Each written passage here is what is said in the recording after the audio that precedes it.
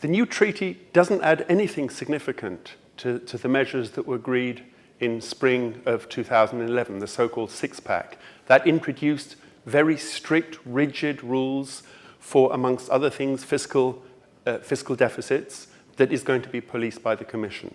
The political impetus came primarily from Germany, where Mrs. Merkel, in order to justify increased spending to counter the slump, promised the German electorate that she'd never do anything like that again in the future, and that to ensure that, she'd introduce a constitutional change, making a budget deficit illegal in the future.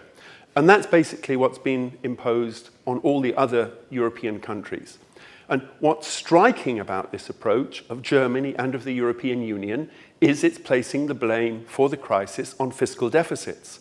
But that's not the cause of the crisis. The cause of the crisis was a massively expanded financial sector, that big European banks tried to get profits in the United States from mortgage loans and other complex securities. When the financial bubble burst in the United States, European banks had big losses, and the European governments had to step in to rescue their banks. The collapse of the banks led to basically a drying up of credit, even for the biggest countries in Europe, biggest banks in Europe, biggest companies in Europe. And with that, we had a major slump at the end of 2008 and the beginning of 2009. And governments again stepped in to try and cushion the impact of the slump. At the same time, they suffered a big loss of tax income.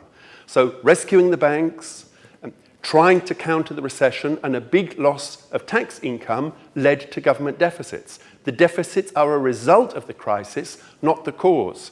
So instead of trying to introduce iron rules for government spending, which is a major restriction on democratic governments, they need to seriously constrain and reduce the size of the financial sector, which was the cause of the crisis.